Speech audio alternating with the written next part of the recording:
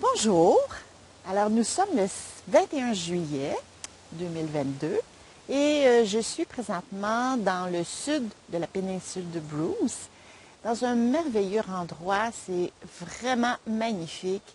C'est un couple de retraités qui crée un jardin extraordinaire. Je peux faire le tour, là, comment c'est super beau partout, partout. Et ils nous accueillent à partir de l'organisme Terrego, ce qui fait que c'est gratuit en échange de l'achat d'un produit qu'ils offrent. Donc, ils sont d'une générosité extraordinaire. Leur centre s'appelle Rural Roots. Donc, mon anglais n'est pas vraiment mieux encore, là, mais c'est à partir de Terrego qu'on a trouvé cet endroit-là.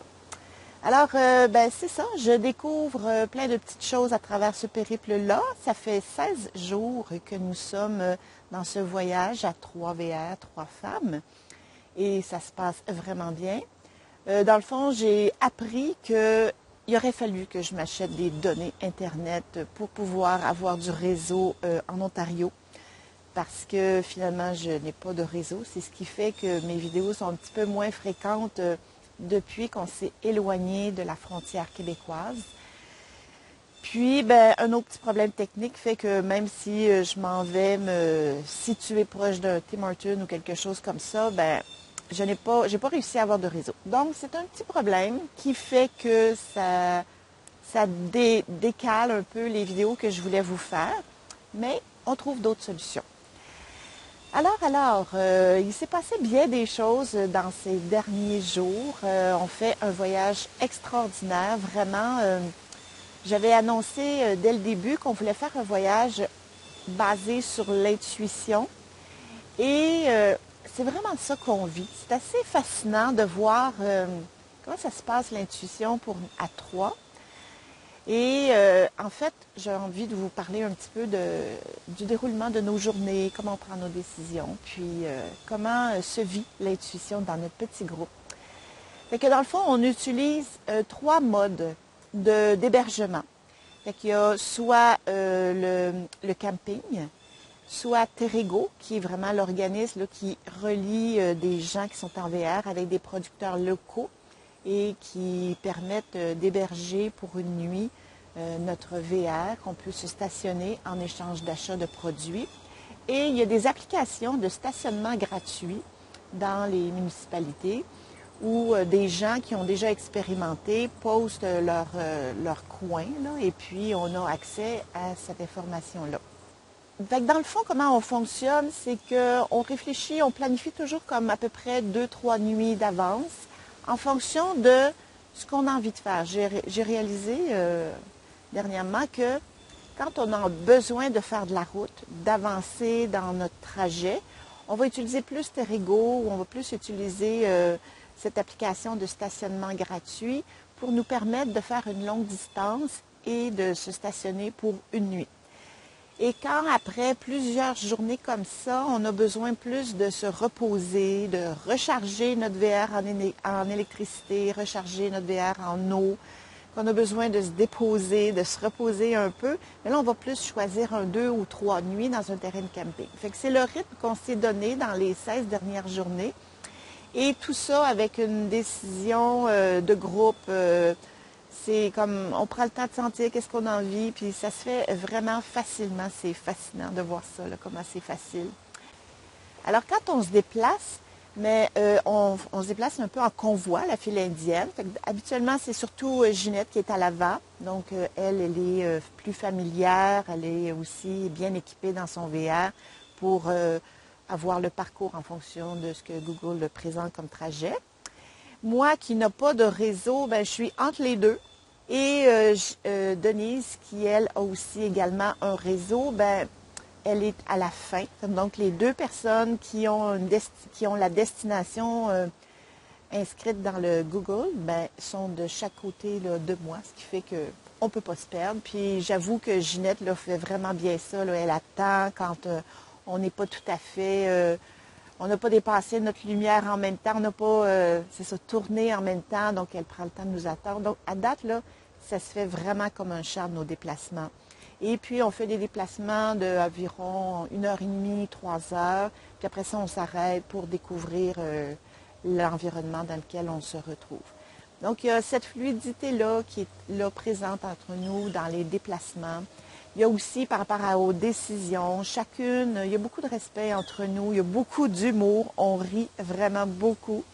C'est facile, c'est facile, il y a un profond respect. Puis on réalisait à quel point il y a quand même de la magie qui s'opère pour que tout ça soit possible, parce que quand on pense qu'au mois de février, quand on a parlé de ça, il y avait juste Ginette qui avait une Westphalia, puis là on se retrouve, c'est comme quand même juste quelques mois plus tard à réaliser ce rêve, ce projet qu'on a lancé dans les airs comme ça. Fait qu'on est, on est très reconnaissante de vivre ce beau voyage. Vraiment, pour moi, c'est comme vraiment un des plus beaux voyages que j'ai vécu à date dans ma vie, par la complémentarité de tous les éléments qui sont là, qui créent tellement de fluidité dans ce voyage-là. Ensuite, une autre chose qu'on fait qui est liée à notre intuition, c'est qu'on émet nos demandes pour la journée. Tu sais, comme par exemple, quand on était tout près de la vallée du Niagara, ben on se disait « Ah, ça serait le fun de s'acheter des cerises. » Puis là, ben on nommait ça, puis là, Ginette était attentive. « Ah, j'ai vu une place où ils vendaient des cerises ou des pêches, puis on arrêtait, puis on les voyait. » Là, à un moment donné, il y en a une qui disait « Ah, moi, j'aimerais ça, m'acheter du vin, aller dans un vignoble où...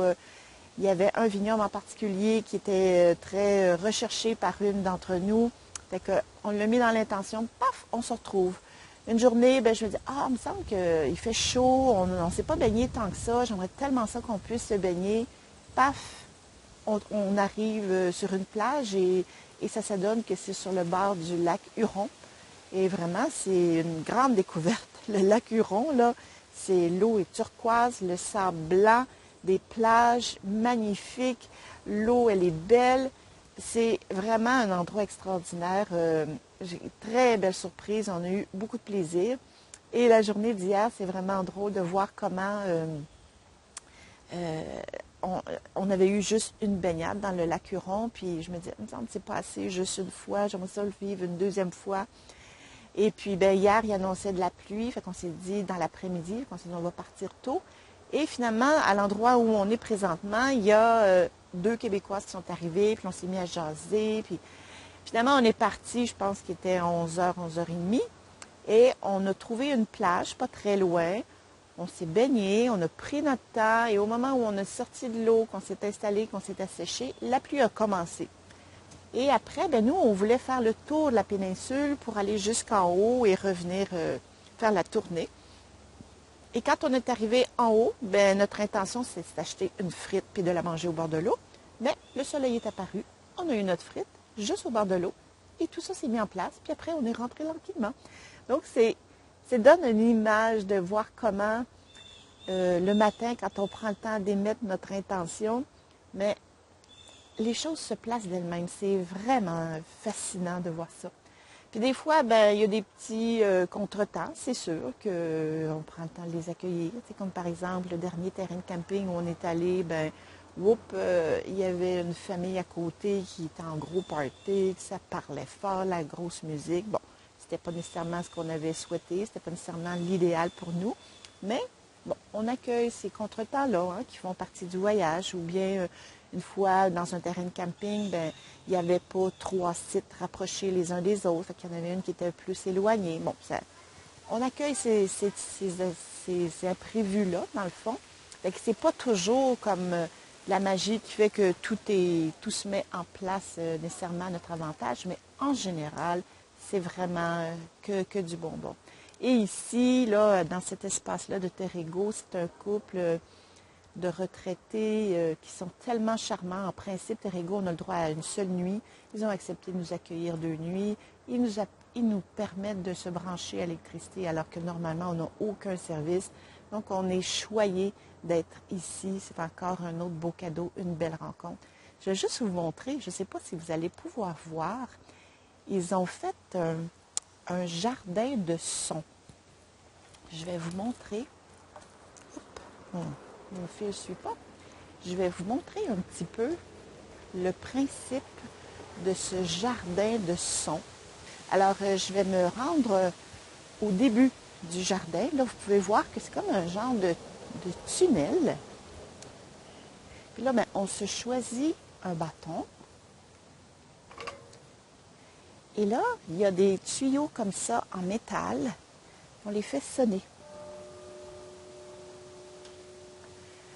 Et là, il y en a un autre ici. Et là, il y a comme un long corridor avec tout plein de sons.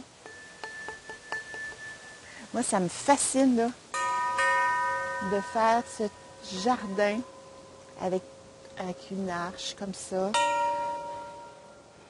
Et le monsieur nous expliquait que pour que le son sorte bien, il fallait qu'il trouve le bon endroit sur le tuyau de fer pour que le son sorte. Sinon, ça ne sortait pas bien. C'est beau, hein? Moi, je me suis amusée à me promener dans ce jardin de sons, à faire vibrer les tuyaux. Alors, ça vous donne une idée de tout ce qui a pu être créé dans cet espace-là et des genres de découvertes qu'on fait. Hein? Quand on fait des beaux voyages, ben, c'est comme ça, on fait des belles découvertes. Alors, je ne sais pas trop quand est-ce que va être la prochaine vidéo. Mais c'est sûr qu'on se rapproche tranquillement vers le Québec. Donc, il va y avoir plus de réseaux. Fait que je vous salue bien. J'espère que vous êtes bien, que vous profitez bien de votre été et à très bientôt.